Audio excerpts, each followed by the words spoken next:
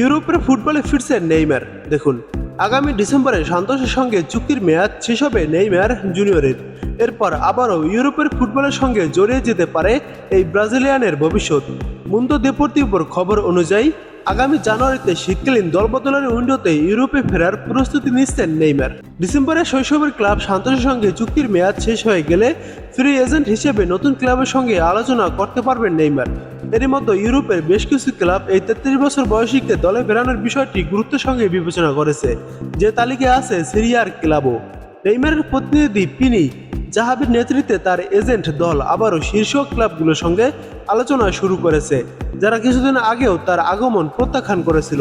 এবারের পার্থক্য হলো নেইমারের শারীরিক অবস্থার উন্নতি এবং সর্বোচ্চ স্তরের প্রতিযোগিতার প্রতি নতুন করে আগ্রহ, যা তার ক্যারিয়ারের জন্য একটি গুরুত্বপূর্ণ সময় হয়ে উঠতে পারে।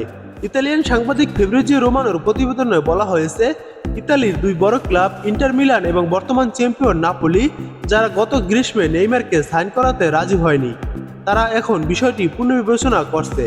জাহাবির সঙ্গে দুই ক্লাবের কর্মকর্তাদের দৃঢ় সম্পর্কের কারণেই 32 বছর বয়সী এই তারকার ইউরোপে ফেরার দরজা আবার খুলে যেতে পারে। নেইমার নিজের ফর্ম ফিরে পেতে এবং আন্তর্জাতিক অঙ্গনে দৃশ্যমান হতে উদগ্রীব। তিনি জানেন তার প্রতিভা প্রদর্শনের জন্য ইউরোপই আদর্শ মঞ্চ।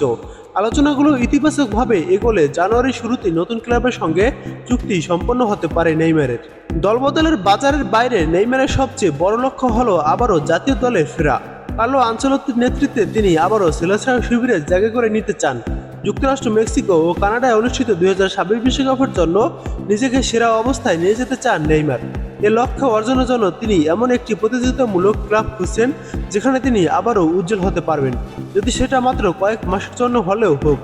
একটি বিষয় স্পষ্ট যে ইউরোপিয়ান ফুটবলে নেইমার এখনও শেষ কথা বলে ফেলেনি।